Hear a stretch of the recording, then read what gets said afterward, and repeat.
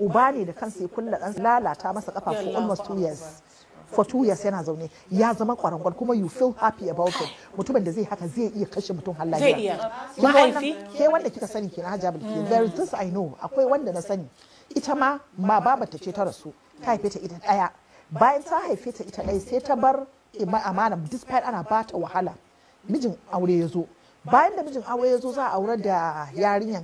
sai baban ya ce tunda ita ce yarsa ta fari babba ya mata kayan ɗaki na gani na faɗa sai ita uwar rukun sai ta ce masa kishiyan wata kenan ta ce masa haba da Allah kuɗin mu zai kare ne akan wannan yarinya kana nufin kuɗin mu ya kare ne kwata-kwata akan wannan yarinya sai ta wani irin kuɗin mu ya kare yan ta ce fa ita ce babban yata kuma kanta za mu fara aure kaza kaza sai ta ce masa za ta yi tafiya ta je ga yan uwa da abokan arziki za a yi maganar aure ta kama yan suka tafi wani gari ta sami naka da ita da wata kawarta wannan life ake confess ba wai wani abu ba jami'i suka je garin ta wani samu naka bayan sun je ta samu naka kawarta na cewa sun yi kwana 3 zuwa 4 ba su ga wannan bokan ba ta ce a rana na 4 da kyar saboda layin mata a jeji ta ce gurmin jeji suka shiga ta ce bayan ta ce da suka pakin motarsu a wani guri suka wuce a mashin aka kai su ta ce a mashin din ma sun yi awa 2 ana kai su a mashin wata suna wani guri ana gari ko neman duniya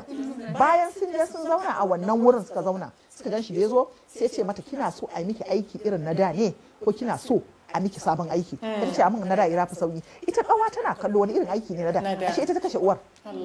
ashe uwar yarinya ma ita ce ta kashe ta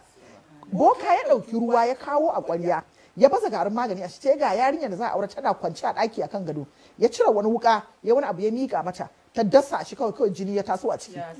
bayan nan ita kawar ce ta ce bari in bi ta mu je gida in je gani da bokan ya tambaye ta ce me ya kawo ki saboda tsabaragen tsorata bata taba ganin masifa irin wannan ba ya ce a'a ni da ma ba shiri na bari mu je dai sai na shirya sai in dawo tunda naga ana dadewa kaza kaza je ta tsorata bata iya magana ba bayan sun je gidan suna komawa ita samu kawai da naze sun iso ko ana zaman makoki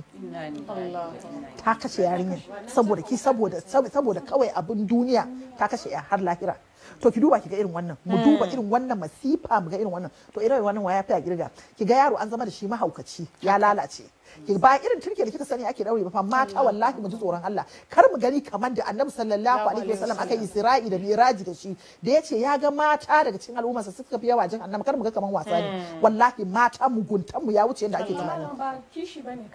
ba kishi bane Hajji da Joseph hasada ne baki ji na magana da tun ba ina ce miki akwai hasada ciki da bakar hasada shine domin in ba hasada kin ga yaro ya taso zai yi abin kirki kiga a ce ko a makaranta watakila yana fin yaran ki a makaranta duk yadda muka yi fa duk yadda muka yi Allah bai halitta ne ba Allah ya yi halitta bibiyu dole wani ya fi wani idan baki yarda da wannan ba a matsayin hasada baki yarda kika dauke shi hasada kina baki yarda da wannan a matsayin ikon Allah ba to gaskiyan al'amari kin shiga uku a rayuwa to mu duba mu gani irin wannan ta kashe wannan ta sa yaro ya hauka wannan za ta sa kaza kaza kuma abin da bamu sani ba shine wanda aka wulakanta baki san ko shine zai taimake ki kaddara rayuwa ta zo ta yi ƴaƴanki duk su kwanta su mutu wannan da kika wulakanta ne yazo yana zama akwai wani gwamna bana manta yana ba tarihi abin uwar goyensa ne take ba tarihi tace har gobe tana jin kunya kullun in yazo zai mata goma na arziki tana bashi hakuri kullum sai ta bashi hakuri tace ba ta iya daga ido ta kalle shi kullun yau saboda bakar wahala tace ta yi attempt in kashe shi ya fa garga yau ga ƴaƴanta karkab guda 5 sun kwanta sun mutu shi kadai ne dan rikon da aka bar mata shi yake goya ta ina za mu je da mugunta a ce abincin da zaka ci sadaka fa annabi sallallahu alaihi wasallam ya ce mana as-sadaqatu tudfi'u al-qadi'ata kama yudfi'u al-ma'u an-nar sadaka yana kashe masifa kamar da ruwa yake kashe wuta menene abinci wanda ka bayar Hajiya Bilkisu shine naka wanda ka bayar shine naka yau a ce idan har baban ma bai basu ni ba zan zauna da mijin da zai sa yaro a cikin ko da halinsa ne in ce zan zauna da shi ba zan yi ba because mutumin da ya maɗa haka dan adam haka zai kashe ka Allah wallahi zai kashe ka zaki ga matan kuma halayen su iri ɗaya da mazajen su ne tunda zai kasance ba uwarsa bace a gidan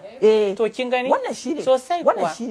wannan shine kawai in Hajiya Bilki gaskiya alamari yawa saboda haka ya kamata mu ji tsoron Allah mu kuma mai da hankulan mu wajen tsoron Allah da bin sunna ma'aiki Rasulullahi sallallahu alaihi wasallam mu sani cewa rayuwar nan abin tambaya ne kuma duk yanda muka yi ko ana muzuru ana shaho zakarar da Allah ya fa da cara sai yayi ba mu haka isa ba wallahi ba mu isa ba yau da Allah ya tashi tonan asiri fa sun boye su ba ta ba ai da mutuwa ne da ya mutu da kashin awaki ai da mutuwa ne da ya mutu da bayan garinsa da yake ci amma bai mutu ba dan Allah ya tona musu asiri can shine ubangiji wanda ya hallace yaron ya hallace su ga rana ya zo an zo an kama su amma muguntan mu mata mu ji tsoron Allah wallahi mu ji tsoron Allah duniyar nan abin tambaya ne kwanciyar kabari kawai ya ishe mu za akwai ranan kin dillanci da za a tsaye da mu a gaban Allah subhanahu wataala akwai ranan da za mu accounting for all those things we are doing saboda haka mu ma mun aihu naƙuda mace in tana yi abin tausayi amma yau a ce ko ba komai wasu za a ba su marayu ki gani ba sa ma shakka